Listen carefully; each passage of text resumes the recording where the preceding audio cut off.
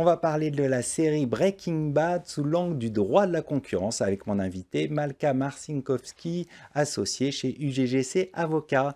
Malka, bonjour. Bonjour Arnaud. Alors aujourd'hui, on va aborder non pas un sujet technique, mais un sujet qui va nous permettre de parler du droit de la concurrence. On va parler de la série Breaking Bad, dont on connaît son succès. Un professeur de chimie qui est devenu un baron de la drogue, de la méthamphétamine. Et on va voir ensemble les applications concrètes du droit de la concurrence avec ce marché de la drogue. Alors tout d'abord, en quoi le commerce illégal de méthamphétamine dans Breaking Bad peut-il être analysé sous l'angle du droit de la concurrence?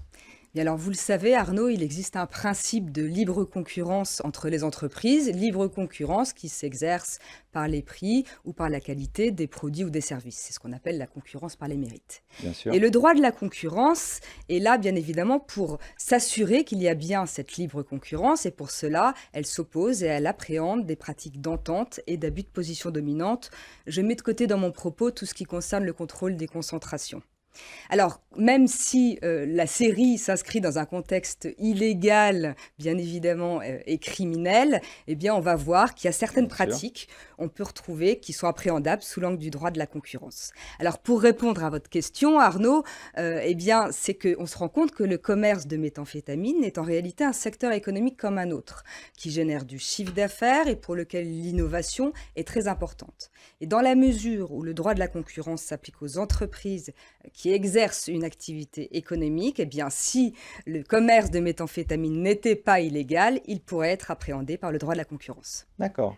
Alors, on va voir une autre application du droit de la concurrence à cette série. Dans la série, le héros, même s'il a un rôle de truand, Walter White, donc ce professeur de chimie, cherche à protéger son territoire. En quoi ça pourrait être analysé comme une pratique anticoncurrentielle?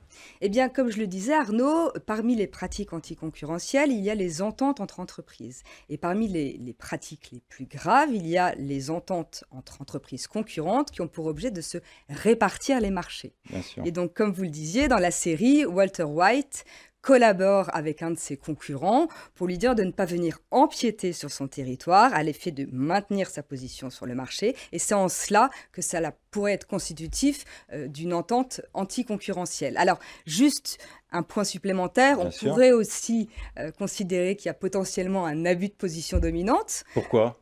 Parce que, en réalité, Walter White veut maintenir sa position sur le marché, l'augmenter, Bien sûr. de sorte à ce qu'il y aurait même un monopole.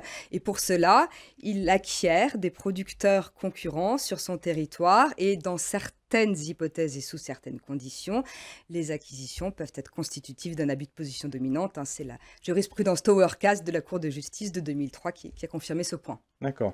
Alors, dans la série, il y a également certains personnages qui collaborent, coopèrent avec la police. En quoi la coopération de certains personnages avec les forces de l'ordre pourrait rappeler les programmes de clémence du droit de la concurrence? Bien alors, juste pour rappel, lorsqu'il y a une entente ou un abus de position dominante, l'autorité de la concurrence peut sanctionner dans une limite de 10% du chiffre d'affaires mondial du groupe auquel l'entreprise participant à l'entente appartient. Il existe des alternatives, comme vous le disiez, aux sanctions et parmi lesquelles le programme de clémence. Et le programme de clémence, ça consiste pour une entreprise qui participe à une entente, décide de dévoiler l'existence de cette entente à l'autorité de la concurrence. D'accord. Et si elle apporte suffisamment d'éléments de preuve et qu'elle coopère avec l'autorité notamment, elle peut bénéficier d'une immunité totale d'amende. Et donc, D'accord. dès qu'elle est la première à dévoiler, eh bien, elle peut ne pas être sanctionnée. Alors, ça implique aussi pour l'entreprise de donner le nom des autres participants à D'accord. l'entente. Et donc, généralement, les entreprises mettent en œuvre les programmes de clémence lorsque les parties à l'entente ne s'entendent plus très bien. Bien sûr. Alors, est-ce qu'il y a des leçons qu'on peut tirer de cette série sur le fonctionnement des marchés et la régulation de la concurrence? Voilà, qu'est-ce que ça nous apprend?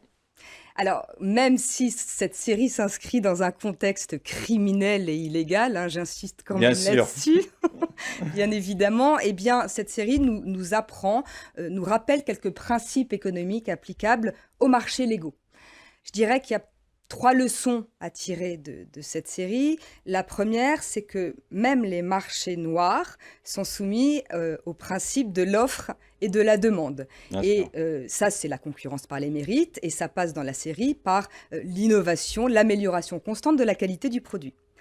Le deuxième enseignement qu'on peut tirer de la série, c'est que le droit de la concurrence s'applique à tous les secteurs économiques, puisque là, on parle du commerce de méthamphétamine, mais récemment, l'autorité de la concurrence a sanctionné dans des secteurs de distribution de jeux du hasard, par exemple, ou des mobilhomes. Et enfin, troisième et dernier enseignement qu'on peut tirer, c'est que quand on est dans une situation de monopole, il faut être vigilant, puisqu'on est dans le collimateur des autorités. Et bien évidemment, des entreprises en position dominante ne peuvent pas se comporter de la même manière que des entreprises qui n'auraient pas un fort pouvoir de marché. Alors, on va essayer d'aller plus loin que ces grands principes. Peut-être pour finir, quelques tendances globales du droit de la concurrence. Alors, le droit de la concurrence est très au fait de ce qui se passe, notamment l'intelligence artificielle, les algorithmes et puis le développement durable et la durabilité. Donc, le droit de la concurrence s'intéresse donc à tous les secteurs de la vie D'accord. économique, mais également à toutes les nouvelles problématiques qui s'offrent également à nous aujourd'hui. On va conclure là-dessus. Merci Malka Marcinkowski. Je rappelle que vous êtes associée chez UGGC Avocat. Tout de suite, on continue. On va parler emploi des seniors.